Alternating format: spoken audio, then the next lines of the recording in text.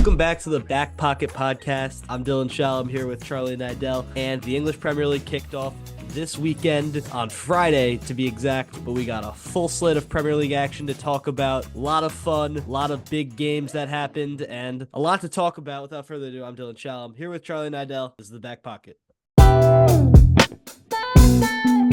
So, kicking off this weekend's action was the Friday night opener between Manchester United and Fulham. A lot to be talked about with Erik ten Hag keeping his job and leading Manchester United to their first win of the season. Charlie, thoughts on this game? Thoughts pretty simple. I think United did not look strong, but I think that was a pretty common theme over the course of the weekend. I think most of our front runners, their players have been playing all summer, so it's been a slow it's always a bit of a slow start, I feel like, for the most part. So United didn't look strong. One player who did look strong for the most part, with the exception of his finishing, was Bruno Fernandes.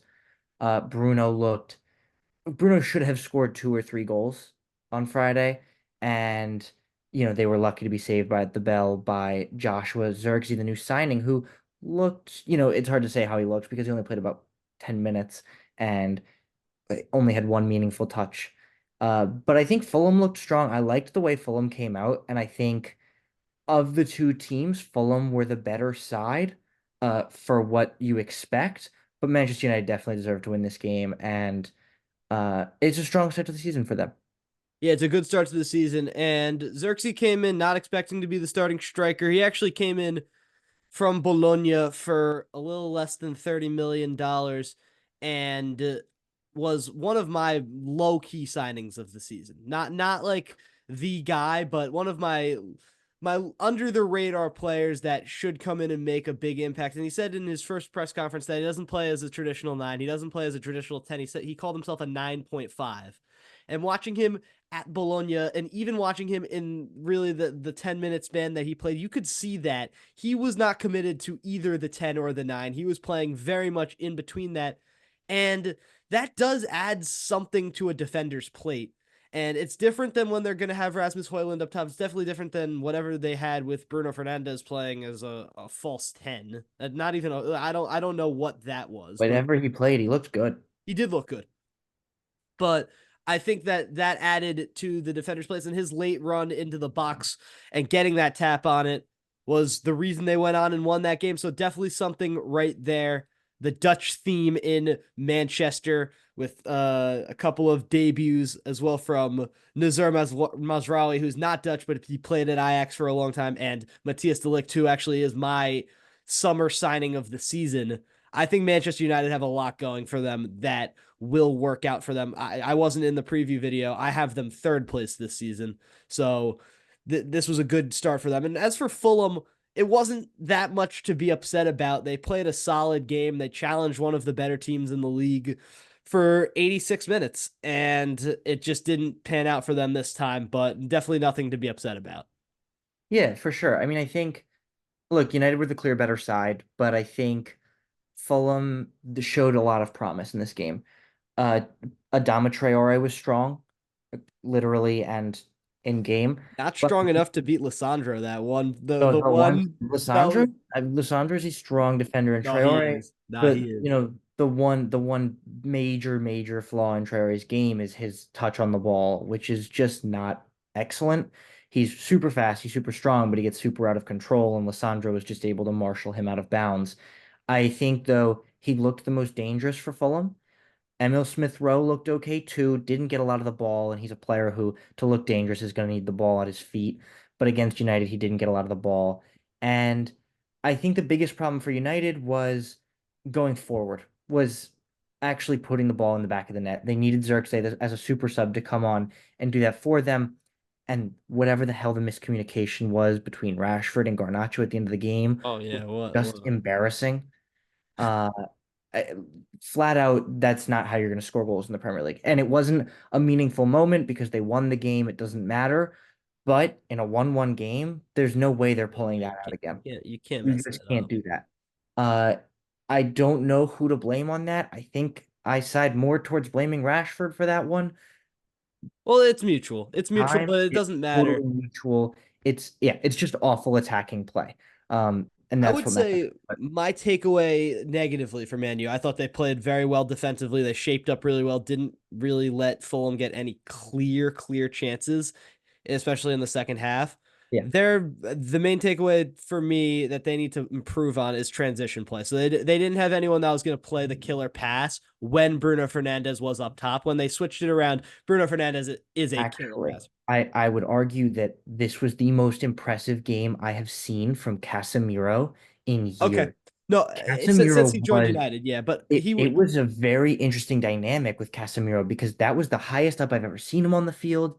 It was the most dynamic I've ever seen him. And I think he's more comfortable with Kobe Mainu next to him because he was potentially my man of the match in this game. And I don't know why I haven't brought him up yet. Casemiro was phenomenal. The pass that he made to Bruno on a chance that Bruno should have scored was ridiculous. He looked like a brand new Casemiro as of based on last season.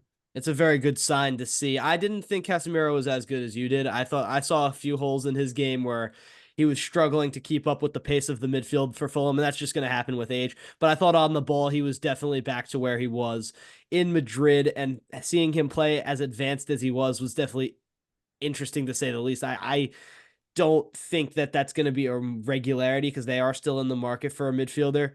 And I wouldn't be surprised if he even gets tossed to the side. But I thought he did show spurts of this game where he was the guy that was making the line breaking passes. But line breaking passes were what killed Ipswich against Liverpool in that 7:30 slate. The morning game, Jurgen Klopp is no longer there for these morning games, but Arne Slot in the helm takes them to a comfortable 2-0 victory. Nothing short of what you'd expect out of Liverpool. But talk me through Ipswich because this was a team that I thought was going to be a modern version of Sheffield or Burnley and bunker back, but they did not do that. No, I absolutely see more of a Luton in Ipswich than anybody else. I actually don't think Ipswich is going to go down this season. I think they showed me. I thought this before the game, and I think after the game they showed me enough for me to back up that claim. I think they had a few super impressive players. Omari Hutchinson was very good. I really like honestly all of their front four with um Delap and Chaplin and Burns as well. I think they looked good defensively, nice and solid, at least in the first half. And there's only so long you're going to hold off a team like Liverpool in your Premier League debuts. It's tough. But I also think that defensively they looked strong too. Twanzebe was the only one in that team who had played a Premier League game before today or before Saturday. And as a whole, the one who impressed me most was Greaves, who was Yeah. fantastic at center back. And, Leif Davis did not have his greatest game coming off of being player of the season for Ipswich, but he was playing against opening day king in Mo Salah. Yeah. So there's not much you can expect from him there. I think Walton in goal also looked good. Yeah. Wasn't projected to be the starter and did a really good job marshaling the back line. And they tried to build out of the back as often as they could. And they succeeded with a decent success rate in the first half. Things started to fall apart as a whole for them in the second half. But yeah, that's my take on Ipswich. I'm excited to watch them play. So I was just thrown back by the way that they were able to press at the very beginning of this game. They were cohesive together. They were causing problems for Liverpool, but when you have this pressing system, you have to have two midfielders or one midfielder that are going to be able to play the Conte or Makalele role that's going to intercept these line breaking passes. And they did not have that in the second half. Well, yes, Nothing. second half, absolutely. Nothing. Nothing. Everything went through. Trent made a perfect pass through that led to the first goal. Virgil van Dijk played a perfect pass through that led to the second goal. It just there was no one there, and they brought in Calvin Phillips. They brought in Cajuste from Napoli, who those two should hold down the fort just enough to make this so that it isn't a concurring problem. But that was what I saw that really led to the No, downfall absolutely. of Ipswich Town. But as far as Liverpool goes, it wasn't good enough at the start of this game. It really was not good enough. I saw a good performance from Gravenberch, a good performance from Jota, but in the first half against a team that's never played in the Premier League, again, Twanzebe was the only player that had ever played Premier League appearances. And I know this team it's the first game of the season. I'm being hypercritical, but this was not a good look from the very start of this game. and it it might just be you're getting off to a slow start. Yeah, I'm gonna sort of disagree. I think it was just okay from Liverpool. And I think they improved as the game went on. They did. And I think that's what matters because it's the first game of the season. Yeah. Other big teams didn't look great in the beginning either. Man City did not look very good. Chelsea did not look good.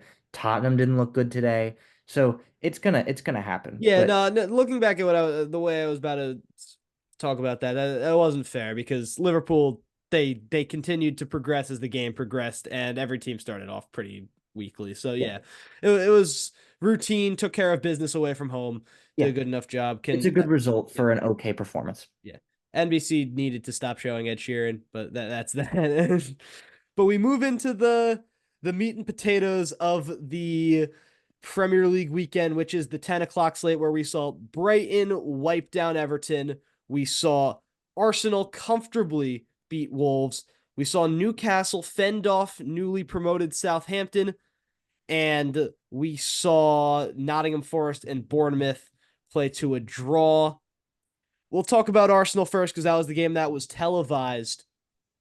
Arsenal just right where they left off, controlling, dominant, no strings lost. Bukayo Saka looked like the same player. Martin Odegaard looked like the same player. And I will tell you, this team is going to challenge again. Yeah, absolutely. They were the best team of the opening weekend. Uh, I think undeniably so. They looked the most impressive. Maybe, save Brighton, but I think that our I think Brighton's win was more a downgrade from Everton than it was a win from Brighton, yes, this in is my true. eyes. This is not. It wasn't some It was incredible Brighton vintage performance, but like it was a great performance nonetheless. Brighton played well, but Everton made it 3-0. It was a one goal win performance from Brighton that Everton made ridiculous. Yeah, but I think, of all the teams that played this weekend, which is all the teams, Arsenal looked the most impressive to me, and that was just they're the most cohesive unit. I'm not sure what Mikel Arteta is doing at Arsenal, but they just look so put together all the time.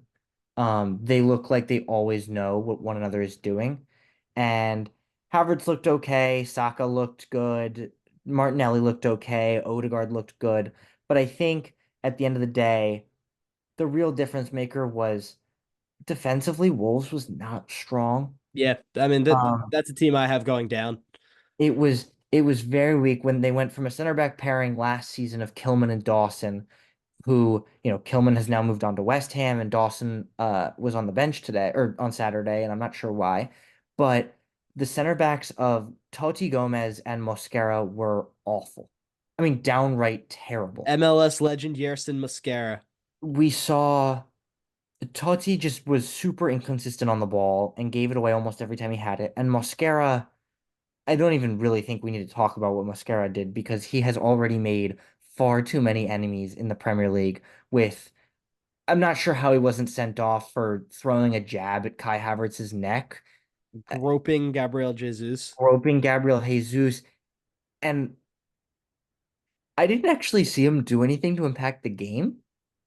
He was listen. I have extensive knowledge on Yerson Mosquera. I'm a huge MLS guy. I've watched him play a multitude of times. He is, without a shadow of the doubt, one of the most dirty players I've ever watched, and he pretty much threw himself out of a playoff game. He had to get subbed out because the entire team was just like getting mad at him when they were down a goal and he was kicking balls out of bounds. He is just someone that he's a very strong player. He can be good on his day for sure. I don't know how it'll translate to the Premier League, but he is like brain dead. So that'll close off the Yerson Mosquera segment.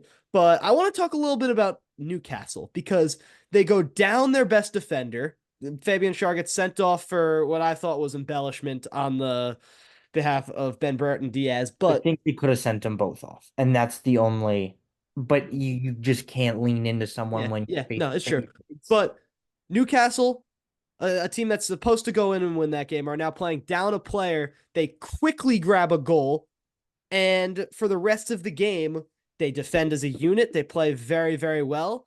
And you're 3 points to the better. That shows me, and I saw everyone else had them as a Champions League team. Everyone had them as a Champions League team in the video. I wasn't there. I have them in fifth place, but that showed me so much about what I'm going to see from this team. This is a well coached team, a very well put together team. And when Sandro Tonali gets back in that midfield, this is a scary sight. This team is going to be good. Yeah, I mean, I know Serge and I both had Newcastle in fourth. I think Kian actually did not have them in Maybe his not. top four. Um, but you're right. They looked very impressive, and I really like some of the players in that team. I think Anthony Gordon is one of the most electric wingers in the Premier League on his day. He can run at any right back in the world and have a decent enough success rate. And Alexander Isak is a prolific striker. He One of the is best in the also world. he also is a really, really smart striker. He makes fantastic runs. He makes really great decisions, like with his pass to Joe Linton to set up the goal. Down to 10 men, you have to make even better decisions than normal. And not just Alexander Isak, but as a whole, the 10 men of Newcastle were fantastic.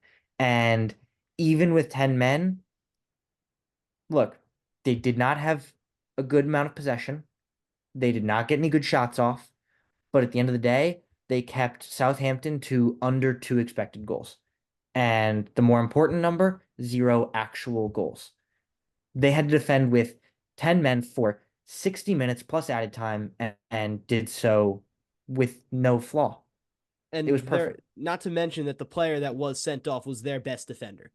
Yeah, So that there a center back was it wasn't a winger who was sent off, it wasn't an attacker who was sent off, it was a center back. And you have to switch up the back line entirely when that happens, and they were perfect.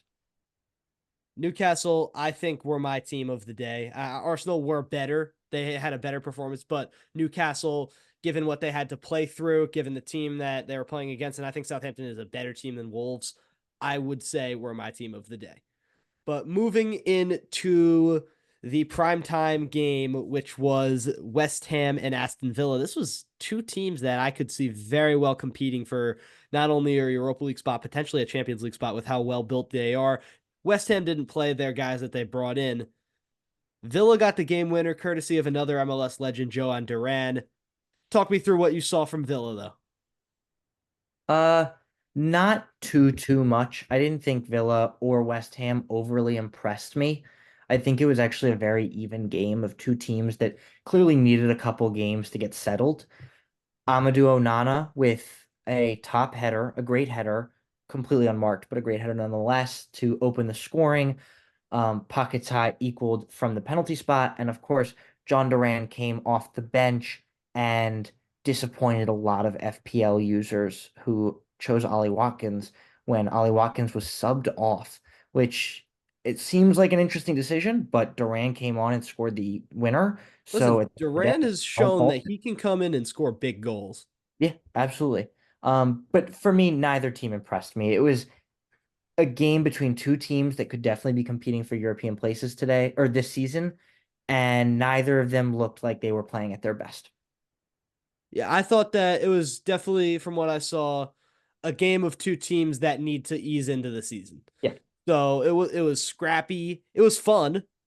It was attacking minded, but they were not at the peak of their powers. I thought Villa were the better team.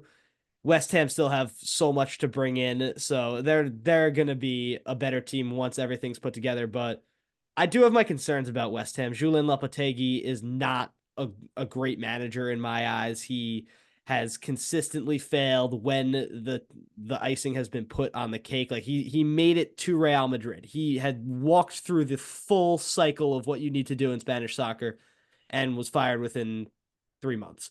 He made it to the World Cup with Spain and left before the World Cup because he wanted to take that job with Real Madrid. He didn't last a year at Wolves. He never won. He managed to not win the Europa League with Sevilla. So he's someone who has fallen short plenty of times. That has nothing to do with this week. I don't like him, so I wanted to talk about that. yeah. But Yeah, no, it's definitely just I'm looking at teams that need to integrate their new players better. Obviously, West Ham started two new signings and brought three new signings off the bench. Villa started one new signing and brought three new signings off the bench. So it's just going to take some integration for both sides. Yeah. Going to the next day, Sunday, 9 o'clock. Crystal Palace and Brentford, two teams that you could see mid-table, but two fun mid-table teams, I would say. Two attacking-minded, fun teams managed by hipster managers. I thought that Brentford winning this game was not like I didn't think that this was a how do I say this? I thought that this wasn't far fetched. I had Brentford winning this game. A lot of people. I was with my brothers. They were saying that Crystal Palace is going to be the better team here. Brentford without Ivan Toney went out there and put on one of the best displays I've seen from them in the past 2 years.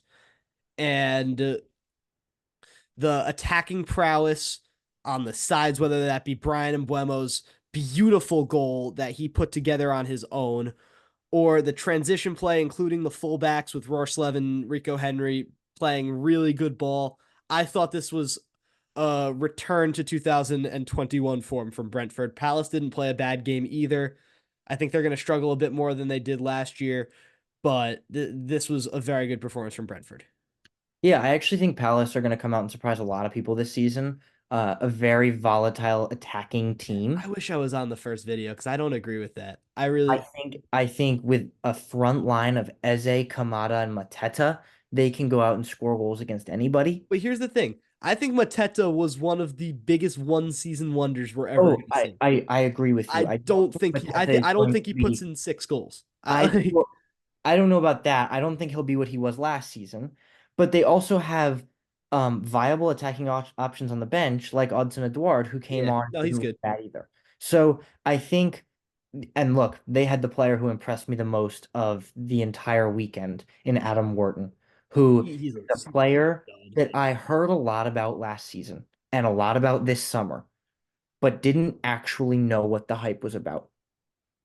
I turned on Crystal Palace Brentford on Sunday morning and realized what the hype was about because Adam Wharton, I think, will be gone from Crystal Palace after this season, will be potentially the young player of the season in the Premier League. And this is a player who has the potential to be one of the best attacking midfielders in the world. And not even necessarily just attacking, he plays like an eight, he plays box to box, and his left foot is just pure magic. He can shoot, he can pass, he can cross, he can do it all, set pieces. He's a good dribbler, he's not a bad ball winner. This is going to be one of the standout players of the Premier League season. Yes, Adam Wharton is the full package, and I saw it at the back end of last year. I caught it again this weekend. He is going to be. I saw a Crystal Palace fan last year on the internet said that he's going to be one of the best players in the world in the next 3 years, and I thought he was talking out of his where, but he's shown in every step of the way. He got some minutes at the Euros. He is someone that is he's there and he's there to stay, and he's going to be one of the premier players this season. But the big game of the week, the Big Six clash, usually we don't see one of these in week one. We did this weekend, and it was Manchester City and Chelsea. A lot of new players, a lot to talk about. Let's just sum up your thoughts right away. You're the resident Chelsea fan. Um, I'm not worried. I obviously am worried because all fans, get worried at the start of the season, get excited for the season. I'm still excited for this season. There's no, um, Kian's first reaction after the second goal was, oh, and back to the drawing board for Chelsea. And I completely disagree because I think that Chelsea went out there with a game plan and for the most part executed pretty well. I think City definitely looked like they needed a couple games. City were not the Manchester City that we are used to in the last 7 seasons. Um, but and look, they were missing key players such as Rodri and Kyle Walker and Phil Foden only came on at halftime. So I think it's gonna just take a game for City, but for City, nothing to be worried about. But Chelsea, on the other hand, I don't think Chelsea deserved to lose this game. I wholeheartedly believe that. Um, Nicholas Jackson made one of the stupider plays of probably the stupidest play of the weekend in being offside on a good Cole Palmer shot that Ederson, who looked completely out of place, by the way, Ederson looked terrible, fumbled straight to him, and Jackson was just a step offside for no reason. And then I don't know if you saw this, but how was Kovacic's handball I don't. not a penalty? I don't. I couldn't tell you. I love Kovacic as a player. This is a former Chelsea player who went on, scored the second goal today or on yesterday, did not celebrate against his former club. Class act from a class player who has always been class. But if that's not a handball, I don't know what is, truthfully, because the ball was coming into the box and Kovacic's hand was here and the ball hit him in the elbow. And there was no extensive VAR check. The referee was not referred to the monitor, and that's a penalty to make the game 1-1.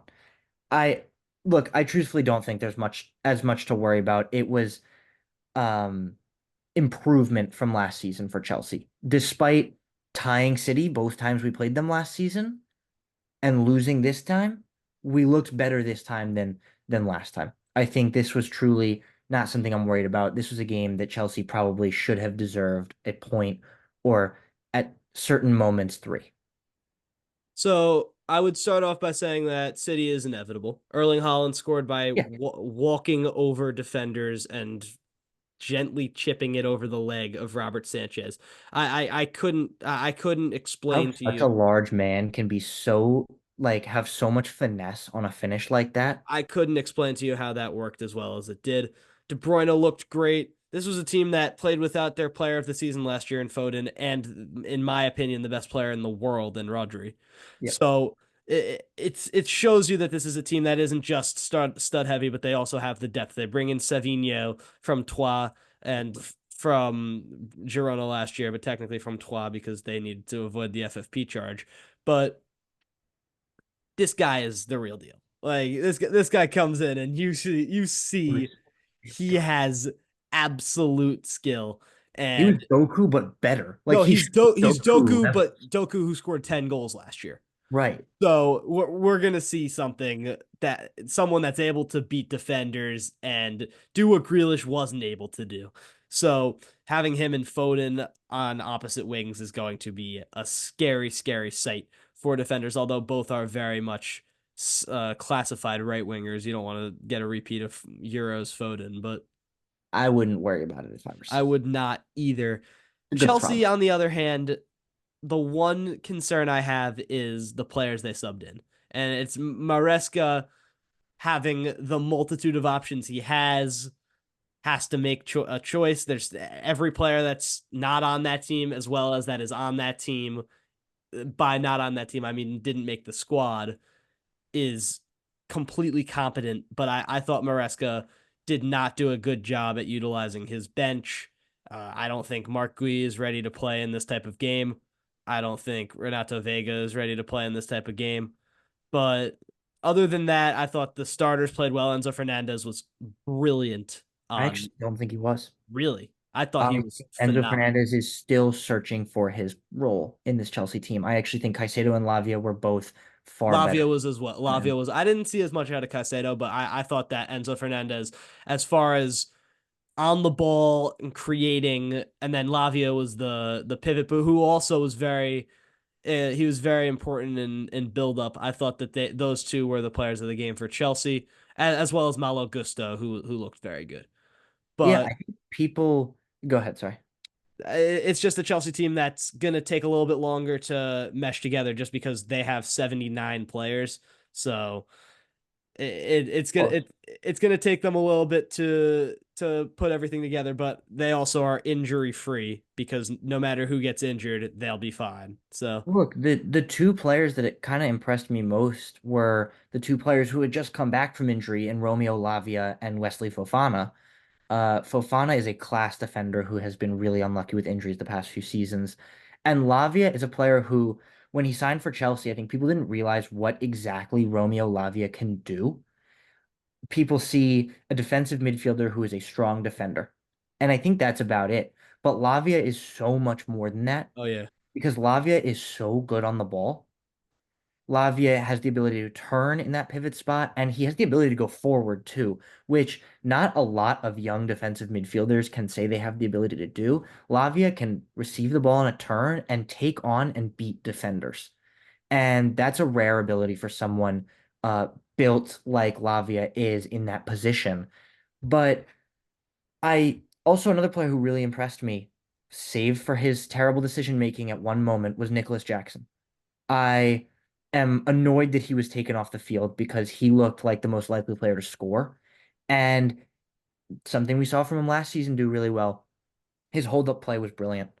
His ability to take the ball down with his chest or with his foot with a defender on his back and wait is really, really great. And he was able to do it with some really, really great defenders on him as Ruben Diaz, Manuel Akanji, Oscar Gvardiol were all over him on his first touch, and he did a very good job holding them off. I think the biggest change we need to make is just get Cole Palmer on the ball more. Didn't see a lot from him first game of the season. Not so worried. It was against Man City. We'll see. Yeah, I thought that you pretty much hit the nail on the head as far as what to look at with Chelsea City. We didn't really talk much about it. It's nothing's changed. They've won currently 6 of the last 7 seasons. It's not. They're going to be the team to beat this year, and Arsenal could be in the contention. They're cross city rivals who I had very high hopes for this season did not look good today in the slightest. Drawing Leicester, sorry, in a game that they just did never really look to have control over. And it's upsetting to see because I really do like Ange Postecoglou and what the project he put forward at Tottenham, and it just doesn't look improved. And it's early; it's the first game of the season. There's always going to be week one overreactions, but I was very uninspired by what I saw from them today.